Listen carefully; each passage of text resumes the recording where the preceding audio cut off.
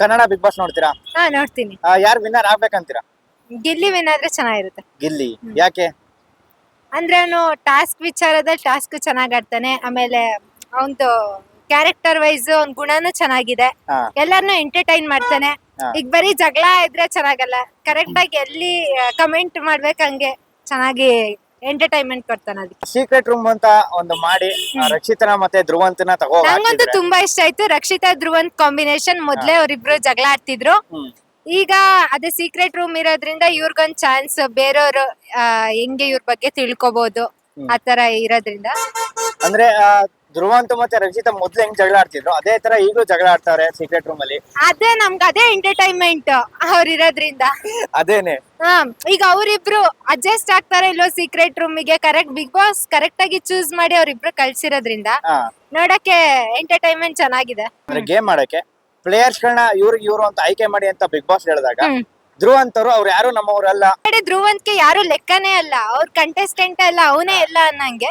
But ರಕ್ಷಿತಾಗ್ ಹಂಗಲ್ಲ. ಅವಳು ಸ್ವಲ್ಪ ಎಮೋಷನಲ್ ಹುಡ್ಗಿ. ಎಮೋಷನಲಿ ಅಟ್ಯಾಚ್ ಇರೋದ್ರಿಂದ ಎಲ್ಲಾರ್ನು ಸ್ವಲ್ಪ ಕೇರ್ ಮಾಡೋದ್ರಿಂದ ಅವ್ರಿಬ್ರು ಕಾಂಬಿನೇಷನ್ ಅಲ್ಲಿ ಕಳ್ಸ್ತಿರೋದೇ ಚೆನ್ನಾಗಿದೆ. ಆಮೇಲೆ ಕರೆಕ್ಟ್ ಆಗಿ ಸೆಲೆಕ್ಟ್ ಮಾಡ್ತಿದಾರೆ ಅಂತ ಹೇಳ್ತೀನಿ. ಕಾವ್ಯಂಗು ಮತ್ತೆ ಅಶ್ವಿನಿ ಅವ್ರಿಗೂ ಜಗಳ ಆಯ್ತು. ಆಕ್ಚುಲಿ ಏನಂದ್ರೆ ಇಲ್ಲಿ ಅಶ್ವಿನಿ ಅವರು ಲೈಕ್ ಅವ್ರು ತುಂಬಾ ಸ್ಟ್ರಾಂಗ್ ಇದಾರೆ. ಬಟ್ ಕಾವ್ಯ ಮತ್ತೆ ಚೈತ್ರ ಬಿಟ್ಕೊಡ್ಲಿಲ್ಲ. ಚೈತ್ರ ಅವರು ಸ್ವಲ್ಪ ಮೋಸದಾಟನೆ, ಲೈಕ್ ಗಿಂಟದು ಅದೆಲ್ಲ ಮೋಸನೆ. ಅವ್ರು ಸ್ವಲ್ಪ ಮೋಸದಾಟ ಆಡ್ತಾರೆ.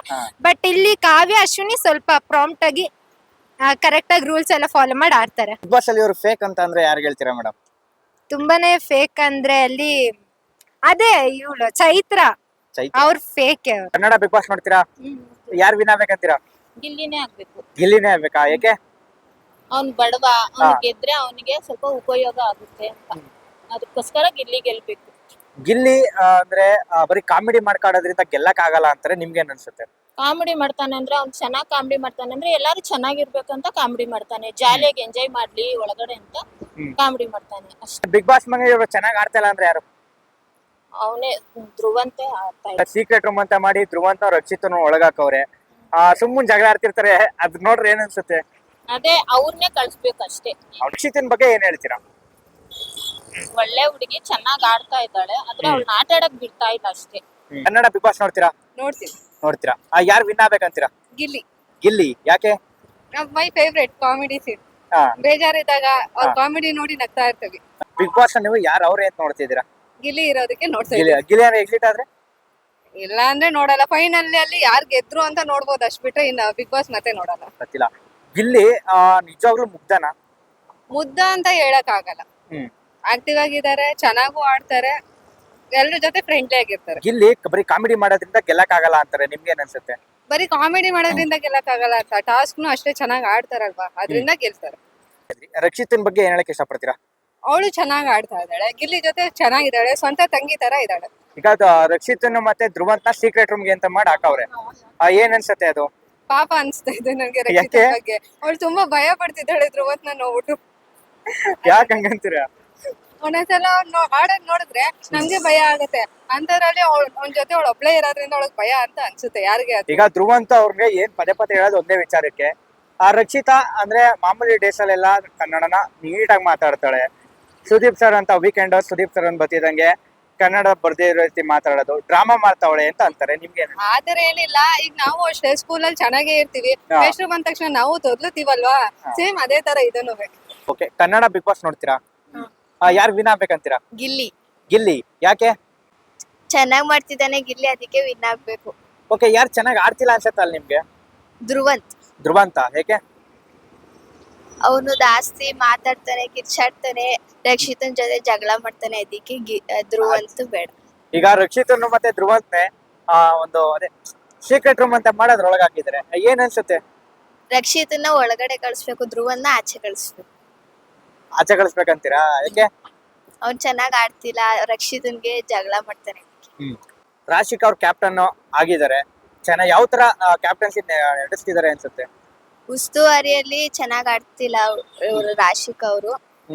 ಬೇರೆ ಮುಂದೆ ಕ್ಯಾಪ್ಟನ್ ಬೇರೆ ಆಗ್ಬೇಕು ಅಂತ. ಕ್ಯಾಪ್ಟನ್ ಯಾರಾಗ್ಬೇಕಿತ್ತು ಹಂಗಾರೆ ಕ್ಯಾಪ್ಟನ್? ಕಾವ್ಯ ಯಾಕೆ? ರಾಶಿಕ ಬದಲು ಕಾವ್ಯ ಆಗಿದ್ರೆ ಚೆನ್ನಾಗಿದೆ. ಓಕೆ, ನಿಮ್ ಪ್ರಕಾರ ಟಾಪ್ 2 ಮತ್ತೆ 3 ಯಾರು ಬರ್ಬೋದು ಅಂತೀರಾ? 1 ಯಾರು? 1 ಗಿಲ್ಲಿ, 2 ಮತ್ತೆ 3? ರಕ್ಷಿತಾ, 3 ಮಾಳು. ಕನ್ನಡ ಬಿಗ್ ಬಾಸ್ ನೋಡ್ತೀರಾ? ಎಸ್, ಯಾರು ವಿನ್ ಆಗ್ಬೇಕಂತೀರಾ? ಗಿಲ್ಲಿ. ಯಾಕೆ ಗಿಲ್ಲಿ? ಅವನು ಎಂಟರ್ಟೈನ್ಮೆಂಟ್ ಮಾಡ್ತಾನೆ, ಹಾ ಆಮೇಲೆ ನೋಡ್ರೆ ಫುಲ್ ಖುಷಿ ಆಯ್ತದೆ ಹಾ ಅಷ್ಟೇ. ಅದಕ್ಕೆ ಹಾ. ಯಾರು ಚೆನ್ನಾಗಿ ಆಡ್ತಿಲ್ಲ ಅನ್ಸತ್ತೆ? ಸ್ಪಂದನ ಸ್ಪಂದನ. ಯಾಕೆ? ಗೊತ್ತಿಲ್ಲ, ಒಟ್ಟು ಚೆನ್ನಾಗ್ ಆಡ್ತಾ ಇಲ್ಲ.